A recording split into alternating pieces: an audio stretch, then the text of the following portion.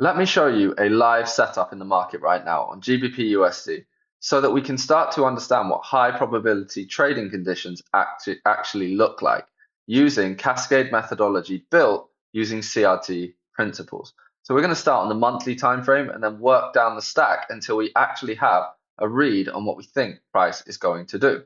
Caveat, nothing in trading is certain. So this is not saying that this is definitely going to happen.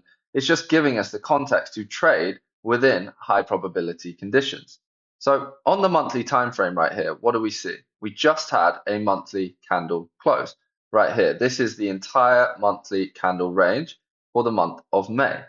And what did May's candle do? It swept the high right here of the previous candle.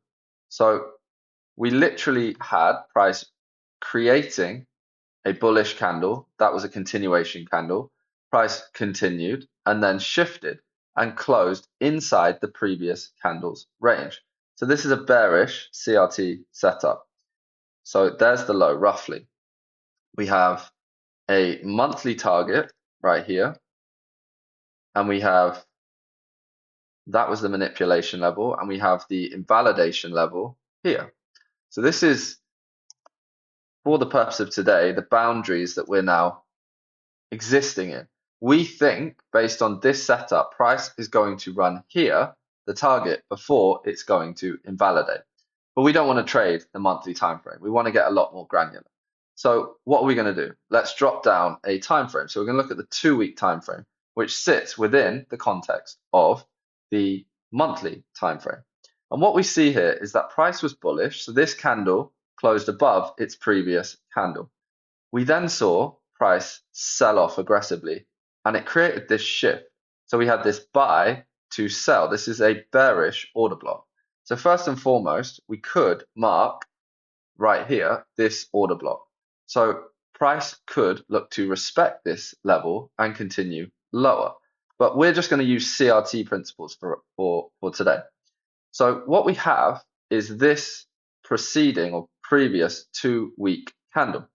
And we see that the high of the candle is right there. It's a bit subtle, but it's the exact same invalidation as the monthly. So we can now say this is the 2-week plus the monthly invalidation. And if we're expecting price to continue lower, as this is a continuation candle, we think that price is going to run to the 2-week target. And I'll mark that for consistency here. So why is this the target for this candle? Because you see that this candle closed below its previous candle. So it's a continuation candle, a bearish continuation candle that simply wants to continue. So we now have a monthly target, a 2-week target, and a shared 2-week and monthly invalidation target. So let's keep going. Now we have the weekly target. So what is the weekly doing? We see this is a weekly manipulation. There was the preceding weekly candle. Price ran the high, then traded back inside the range and closed right here. So this is actually active manipulation aligning with our trade. So now we have an invalidation level right here for the weekly time frame. So this is a weekly invalidation, and the weekly target is, I mark this a bit poorly right here, but it's actually shared with, let's just mark that roughly, the 2-week target. So this is the weekly plus 2-weekly target. Why is that the case? Because we have active accumulation. Price swept the high and closed inside the previous candle's range. So it's now looking to distribute. So where we did previously have this huge boundary from the monthly invalidation to the monthly target, we now have a weekly invalidation to the weekly target. So our boundary for this particular session or trade is actually shrunk significantly. But importantly, the timeframes want the exact same thing. So now let's keep going. Let's look at the 2-day target. So what we see now is that price has swept the previous 2-week candle's high. So you see right here, we had this what was bullish manipulation closing inside of this candle has now swept the 2-day candle's high and closed right here inside the previous candle's range. So we actually now have an even tighter potential boundary to trade. This is the 2-day invalidation level. So we don't actually need to look now at the monthly time frame. We're starting to get our context.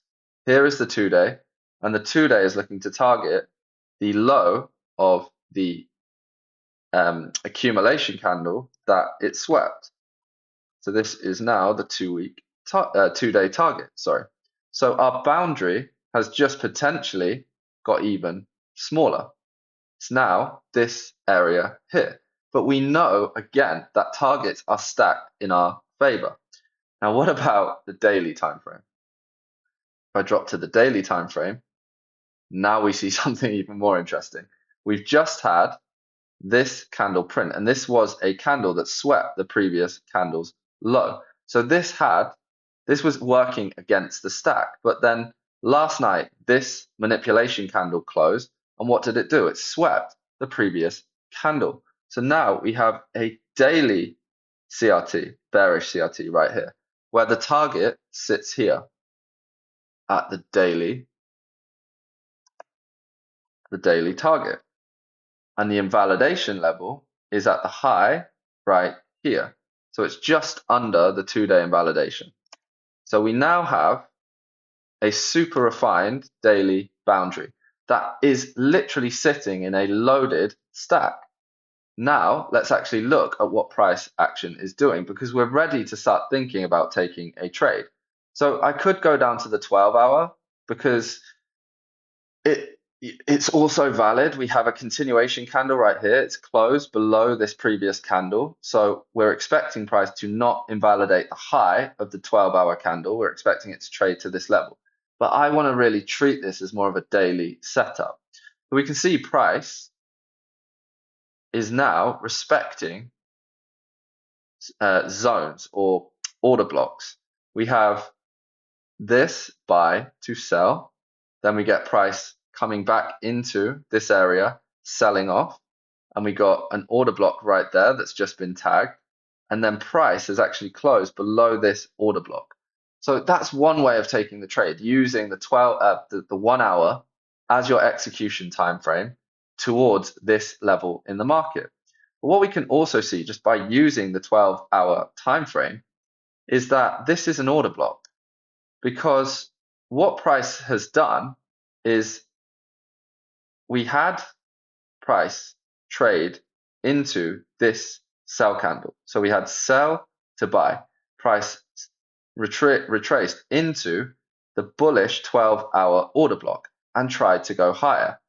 It then failed and it's closed below its previous candle. So this is a 12-hour bearish order block, which we can actually mark. And what is price doing? It's trading into that order block and respecting it. So a super high probability, low stress trade is to just trade the order block to the completion target.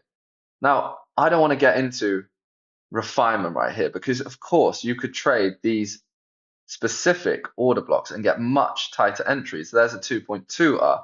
If you were on the ball enough to trade this order block, 5.6R. And this is what super low time frame traders do. They're using refined order blocks to get super high R multiples on their trades. But there is another way to trade, which is to just trade in a much more systematic, low stress way.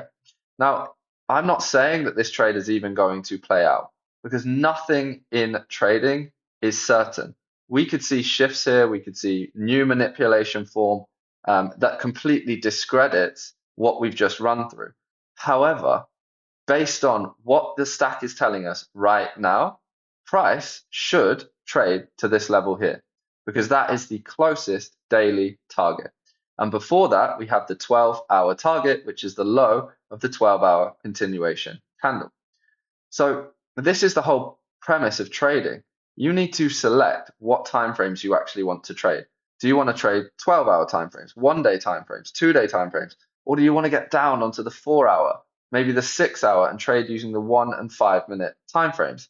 It doesn't matter. It's about finding high probability conditions because price is fractal.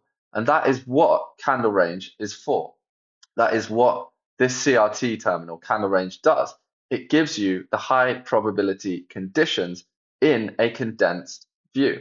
So if I was to select daily AMD, we've got GBPUSD right here. If we look at this, check this out. There are 4 timeframes in support of this daily AMD and literally no threat. It's exactly what we just ran through, but condensed into a 1-second view that you can capture at the start of your morning or just as you're starting your trading session. You can come on and find what are the highest probability trades that I want to trade based on the time frame that I trade. So let's see how this plays out. I'm actually going to take this trade because this is the type of high probability trading that I like to do.